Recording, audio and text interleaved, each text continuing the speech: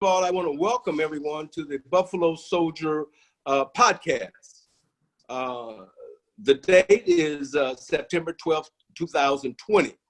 My name is Brigadier General Charles Everly, and our guest today is Professor Denise Norris, and she's going to come to her capacity as the Kern County Voter Registration Coordinator. The subject that we're going to discuss today is the importance of the vote in 2020. We are so thrilled to have a person of her qualification, expertise, to get some information on voter education and voter information. So let me begin by giving you some little background on Professor Norris. Okay, she has over 30 years of professional expertise gained from an impressive array of experience working on corporate, private, nonprofit, and public sectors.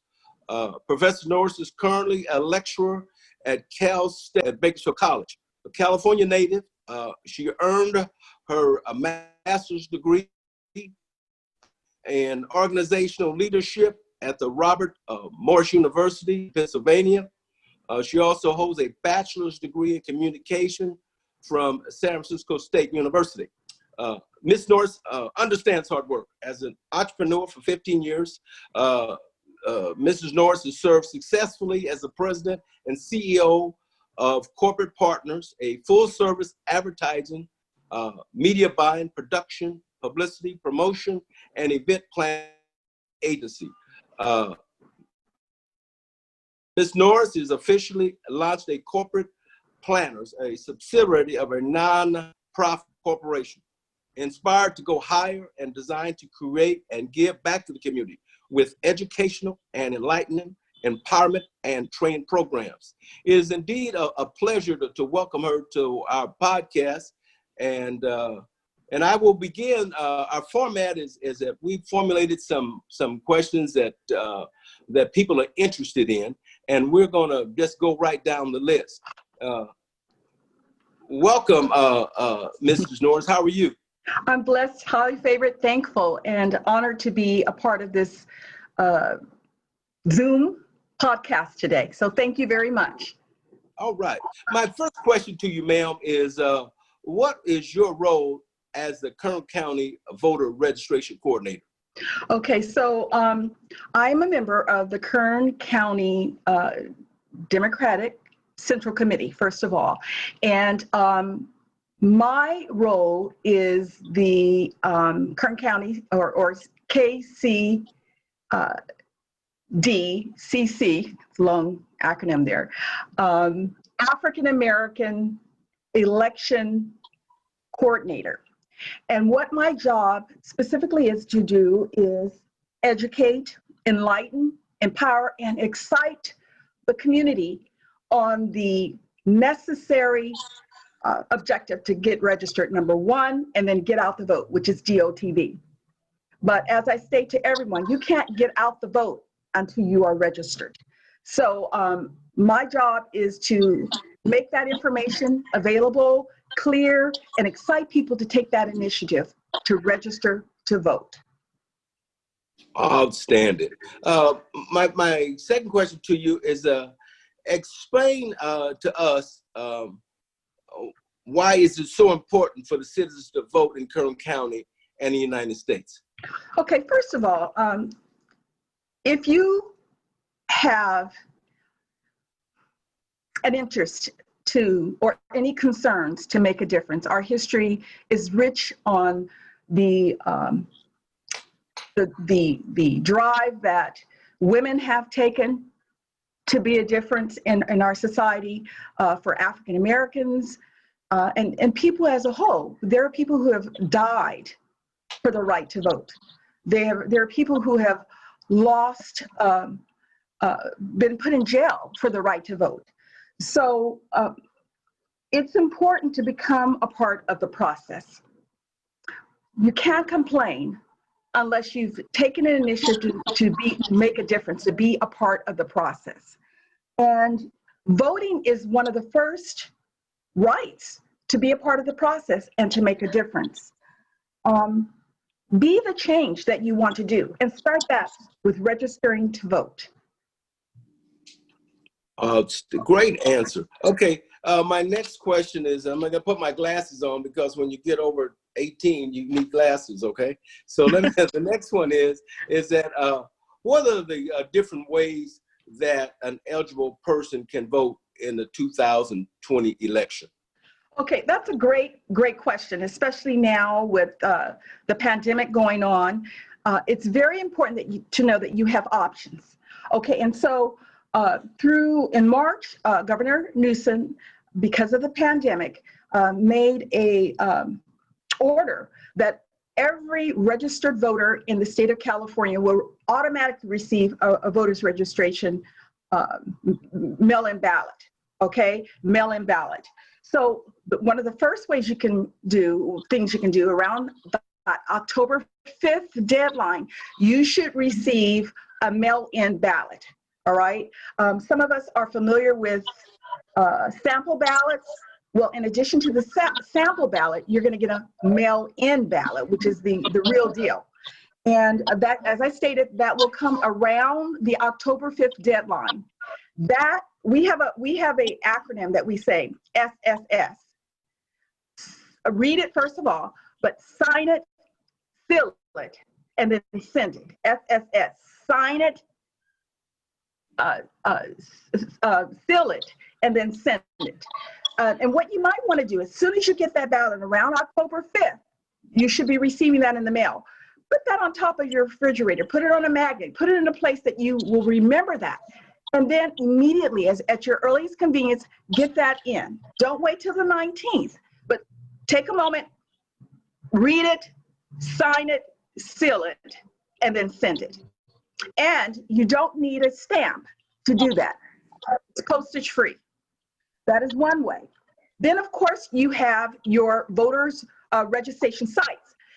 When you get your sample ballot, on the back of that sample ballot, you will see your actual site that you can go physically to mail or to turn in your mail-in ballot. If you choose, you want to just drop that mail-in ballot someplace, you can do it at that location, your regular mailing site. But before that, if you're not registered to vote, all right, at all, you need to go to registertovote.ca.gov. Register to vote, one word, registertovote.ca.gov. And that is where you can register. Say, for instance, you've moved. Say, for instance, you want to update your signature. All of that can be found at register, .ca.gov. All right. So that is another way that you can register to vote. So I've mentioned three things to you. I've mentioned the mail-in ballots that will drop October 5th, and you must get those in by October 19th. I mentioned the election office and also your regular voter site in which you can either mail in or drop it there and vote like you normally would vote on site. But because of the pandemic and because of the COVID concerns, you're strongly recommended to wear a mask. It's not mandatory. As a matter of fact, there will be two lines. There will be a line for people who do not choose to wear masks, and there'll be an area which the normal people who have their masks on, just so that you're aware of that. Okay. Thank you. All right. Okay. My next question is that what are some of the challenges to getting people in Kern County to register to vote? Okay, now that's an excellent question. And before I get into that, a lot of people don't know their rights. They don't know the voter bill of rights. So if I may I just go through that very quickly? So please go through that. Okay. Please. So you have the following rights. You have the right to vote if you are a registered voter. Now, that means that you are a U.S. citizen living in California. You are at least 18 years of old. But if you're 16 years of old, you can pre-register. or older. So say, for instance, if you're going to turn 18 by the 31st or by the 2nd of November, you can pre-register regardless as to whether you're 18. You register where you currently live. You're not, if you're not current in the state or federal prison or on parole or a convicted felon, you can vote. However, there is a Proposition 17 that we're going to be voting on in the fall that deals with just that case on people who are registered felons, because there's like over 50,000 registered felons who've done their time and would like the right to vote, but at this time they can't. But Prop 17 would change that. That's a whole nother thing. You have the right to vote if you are a registered voter, even if your name is not on the list. So if you show up on site and your name is not on the list, guess what? You still can vote. You will be given what we call a provisional voter form. And you have to fill out all the information. It goes through a process at our local election office, and it takes a little longer, but you still have a right to vote. And that is a part of the Voter Bill of Rights. So a lot of people aren't aware of that. So you do not have to have an ID, and the people don't understand that either. But if you're new and if there's questions, you just ask for a provisional voter form, okay? And then you have a right to vote if you are still in line when the polls close. How many of you know that? The polls open at 7 a.m. and they close at 8 p.m. So if you're still in the line, they're still in line at 8:15, 8:30, 9 o'clock, and you're there before 8 o'clock, you have a right to still vote, all right? So I just want you to be clear on that. I have a question for you in regard to that. Sir. So a Yes, person's in line, right? Stand in line, long line, and all of a sudden it's 8 o'clock and they're still in line. How exactly do they do that? How does that person that's in line, he's in line now, or they're not going to let that person in, or they're going to keep it, they're not going to keep it open, right? Okay, and we'll get into some other things later. You have a right to vote if you're in line at 8 p.m. Period. That is your right, and it's the law of the land. And if and normally there are election officers who come in, they register the people, or they give you a tag and let you know, because that does not include people who come in after 8 o'clock. I mean, if you are already in line and the line is out the door around the corner, like it was in 2008 and 2012, you still have a right to vote at 8 p.m. Am I clear on that? The reason I ask that question is I understand people have all types of rights to do things, right? But I just want to make sure or clear it up that these people, if there's someone standing at the line and it's 8 o'clock, someone could join the line, that they're not going to actually close the door, so that it's going to be open after 8 o'clock if 8 o'clock comes and there's still a line. That's what we're trying to ascertain. Yes, sir. And because I am not in control of the sites or the election board, I am in control of informing you about what your rights are. Okay. And I can let you know this, that there has been a call to encourage legal teams on both sides of any team, all teams, just general, fair-minded people to be at the various sites, so that we make sure that those voting sites are handled correctly and legally, according to your rights as a California and U.S. citizen. Okay. But in real world, you know that things can go wrong and will at times. Okay. Well, thank you for clarifying that for me. I really appreciate that. Okay, no problem. Okay. Here's my next question for you. Well, Ready? there are the rights. Did you want me to go through all of them? There are the rights. No, I'm sorry. You haven't finished. I apologize. Okay. Keep going. Go through the rights. We want to know. Okay, very quickly then.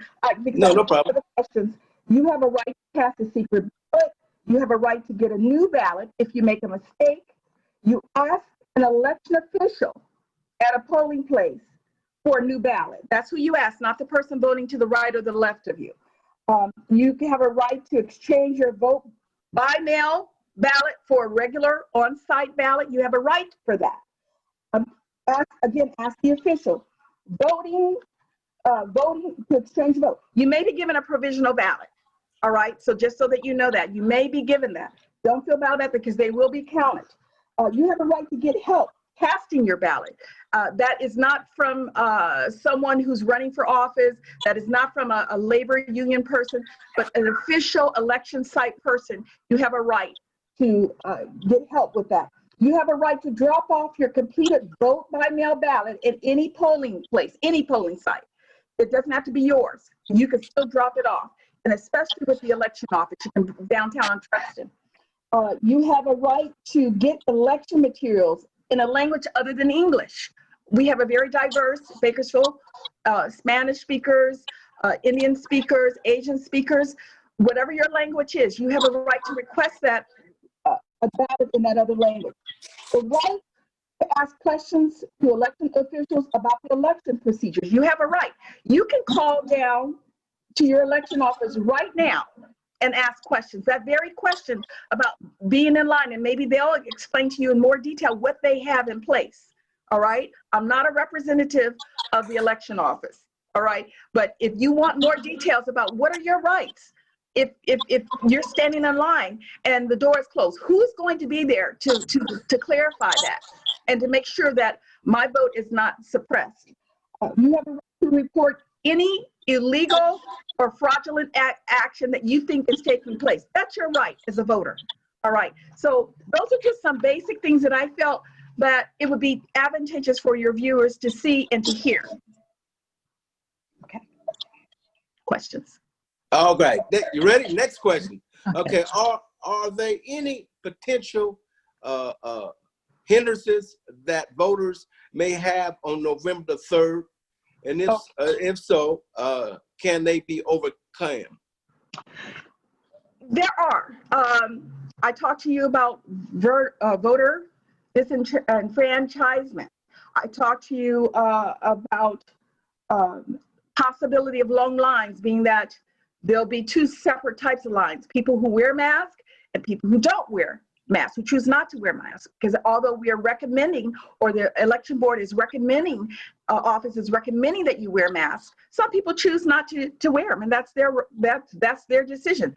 They'll have a separate line, and there'll be a separate process, the same process, but separate and safe for the people who choose to vote on site and choose to wear masks.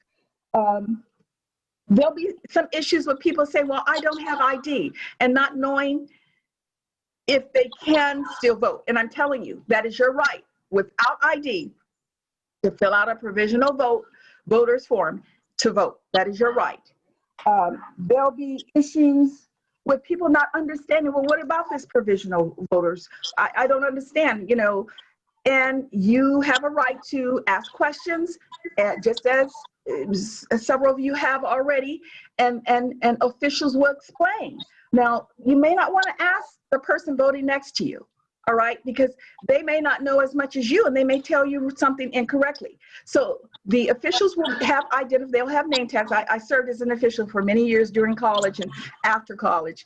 So I know that we wore name tags, and we were very attentive to people who raised their hands or needed questions. We were there to try to serve and answer those questions. So I can speak from a place of an official at a polling site as well as an informative person right now.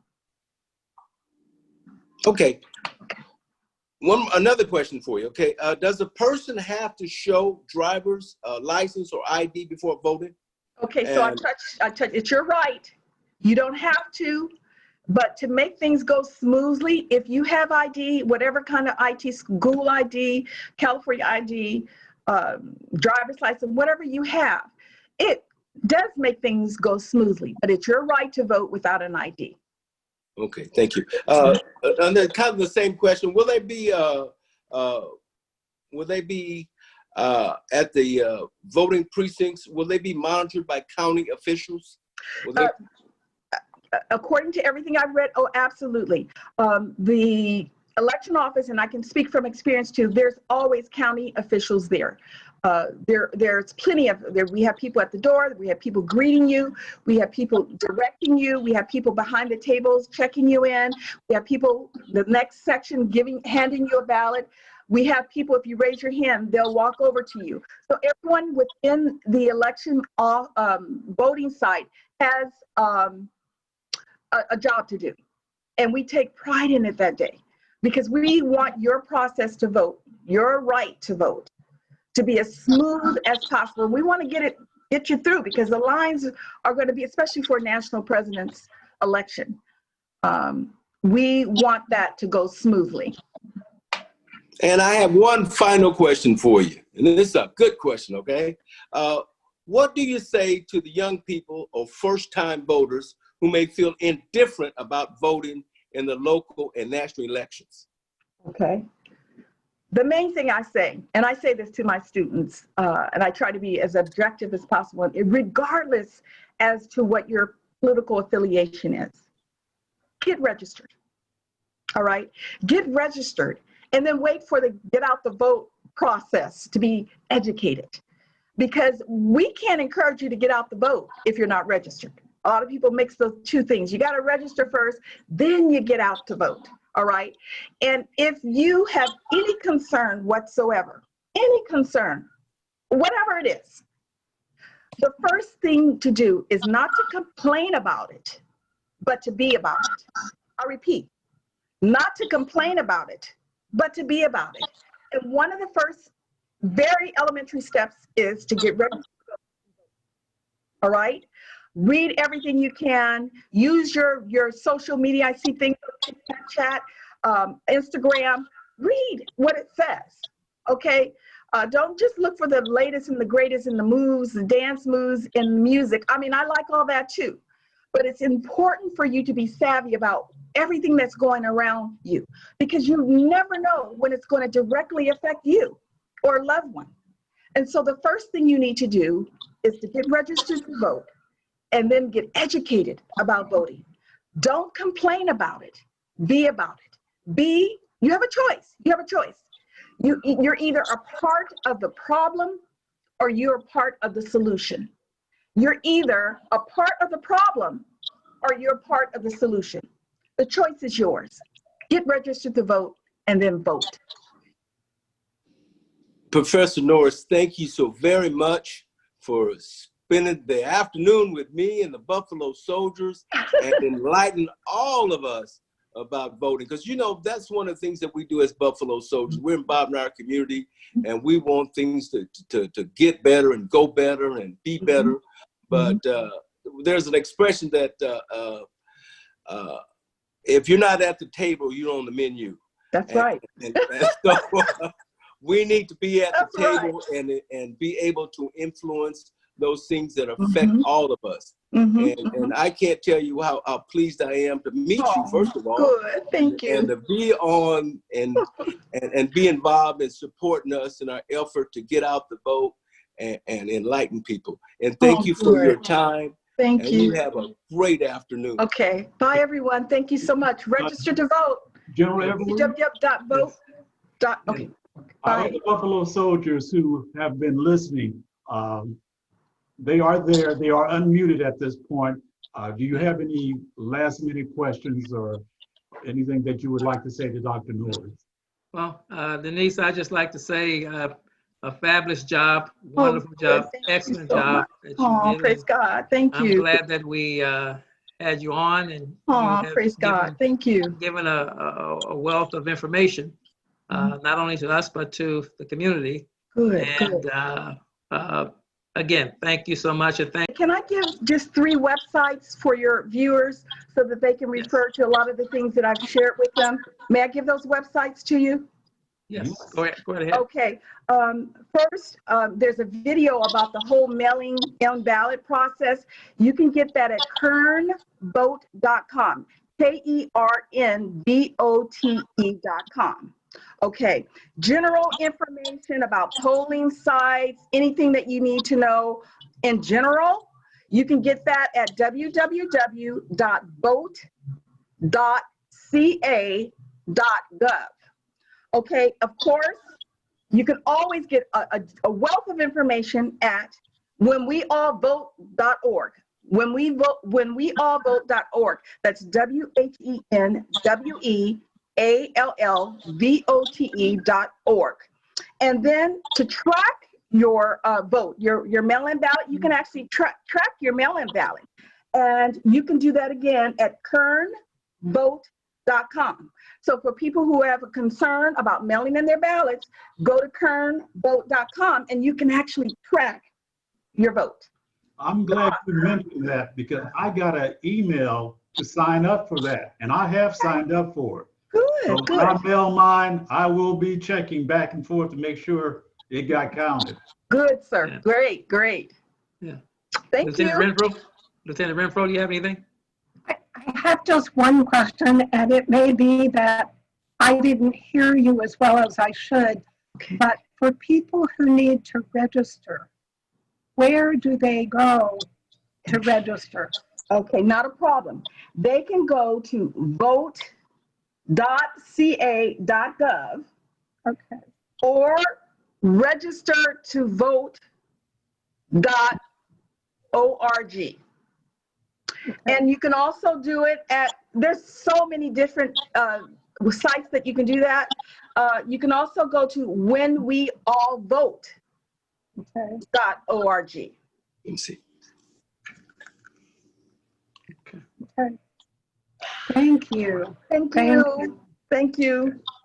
Well, thank you again. And I know we worked you very hard this afternoon, but we appreciate I've it. enjoyed it, really. I have. Thank you. All right. Thank you for the Have a pleasure. good, have a good Bye-bye. weekend, good rest of the afternoon. Thank you. Thank you so much. Bye-bye. God bless everyone. Bye-bye.